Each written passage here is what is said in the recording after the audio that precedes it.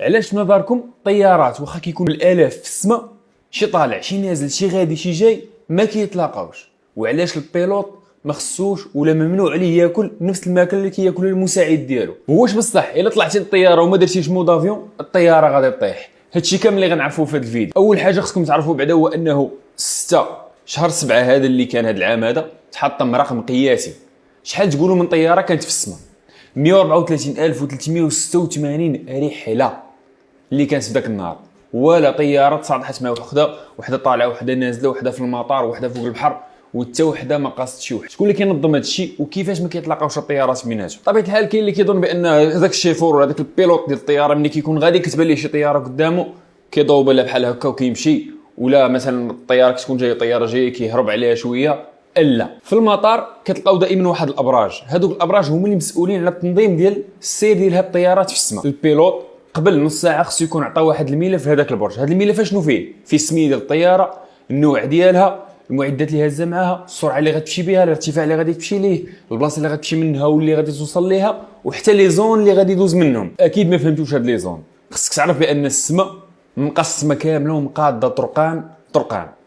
لي زون هما ان كل بلاصه كيتكلف بها برج، واحد المنطقه محدده كيتكلف بها برج. مني الطياره كتخرج من ديك المنطقه وكتمشي لمنطقه اخرى كدوز البيانات ديالها ولا دوك المعلومات ديالها كيدوزوا لبرج اخر.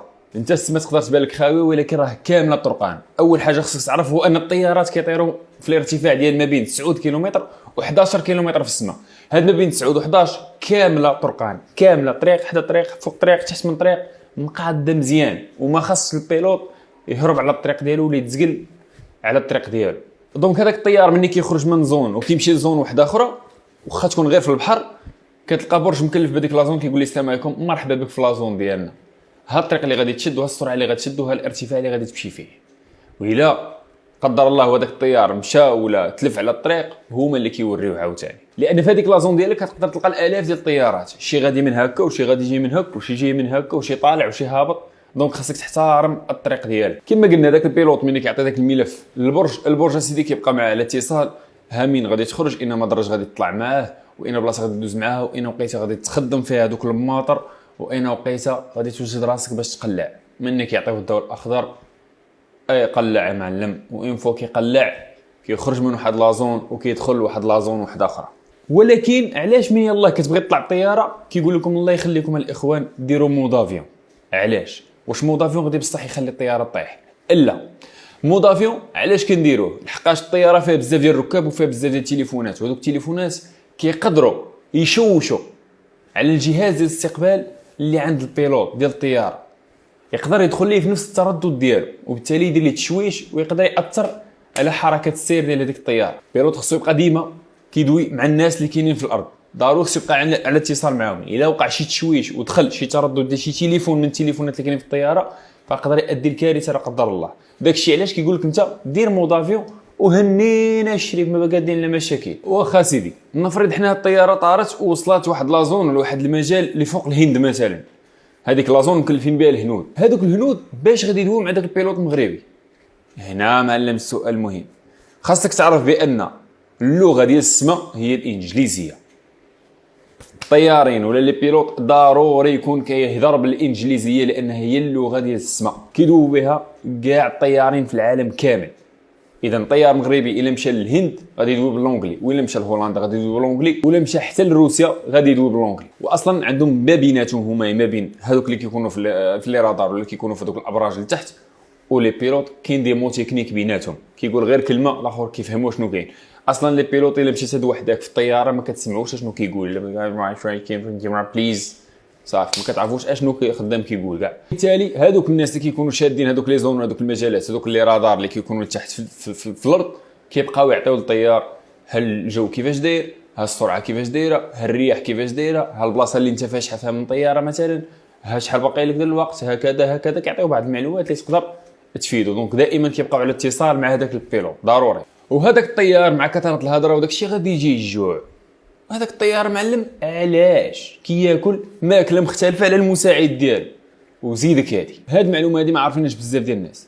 علاش هاد البيلوت ما خصوش ياكل بحال المساعد ديالو؟ قال لك اسيدي لا حقاش هذيك الماكله تقدر تكون فيها تسمم، وتقدر كاع ما تكونش فيها تسمم، تقدر تكون فيها شي حاجه اللي كدير مثلا الكرش، وتخيل ما حتى بيلوط جاتو الكرش واللي معاه حتى هو جاتو الكرش، او داخلين خارجين الطواليط، يا زيد اسيدي وهذيك الطياره باش غنسوقوها.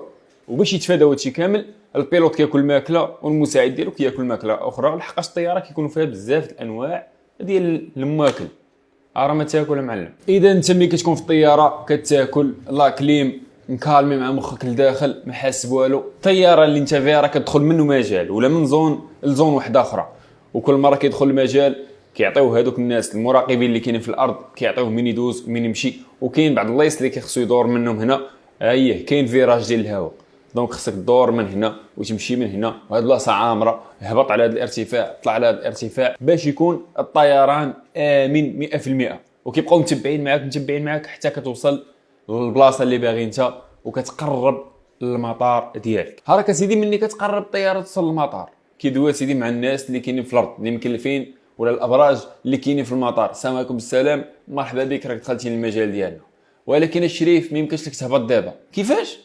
هيا الشريف ما يمكنش لك تهبط دابا لحقاش الطياره عندنا اخرى طالعه وطياره اخرى من وراها طالعه. هيا زيد انا اش غندير؟ تسنى ويلي كيفاش الطياره غتسنى في السماء؟ غادي يطلع فران مان تما في السماء ولا كيفاش غادي يدير؟ الحاجه اللي خصك تعرف هو ان الطيارات حتى هما كيتسناو في السماء، الدور ديالهم عادي يهبطوا للمطار على شكل دوائر في السماء بحال هكا لي سيركل، وحده تحت وحده تحت وحده، وتقدر تكون طياره كدور تحت وطياره فوق منها كدور، وكيبقاو يدوروا تسناو النوبه ديالهم عادي يهبطوا حتى كيطلعوا الطيارات الاخرين وكتخوى الدنيا وكتهبط بالطياره بالوحده. والحاجه اللي خصكم تعرفوها عاوتاني انه لو وقعت لا قدر الله شي حادثه للطياره، اول حاجه كيرجعوا ليها شنو هي؟ هو المحادثات اللي دارت ما بين البيلوت وهذوك الابراج اللي في الارض. علاش؟ باش يعرفوا السبب فين كاين، واش شي واحد اللي منه ديفو واش من البيلوت ولا من هذوك الابراج ما عرفوش يقيدوا هذاك الطيار. دونك اول حاجه كيرجعوا لها هي المحادثات ما بين الطيار والابراج باش تعرفوا الاهميه ديال هذه الخدمه هذه، الاهميه ديال التنظيم ديال الطيارات في السماء. داكشي علاش الناس اللي كيكونوا خدامين في هذه الرادارات ولا هذه الابراج اللي كيكونوا لتحت كيلزموا عليهم على انهم كل 90 دقيقه ياخذوا نص ساعه ديال الروب. ممنوع لك تخدم اكثر من 90 حتى 120 دقيقه كنظن، خاصك تاخذ نص ساعه ديال الروب، ولانك خاصك تكون مركز وفايق ديال بصح، لانك الا نعستي شويه غتلاقي شي 100 طياره في السماء تولي داير شي روينه. وهكا نكون وصلنا للنهايه ديال الفيديو الخوت. الا كنتي اول مره كتسمع هذه المعلومات ما تنساش دير جيم وشي كومونتير زوين بحال لي كومونتير اللي كتخليو لي دائما، وديروا بارطاج وزيدك هادي.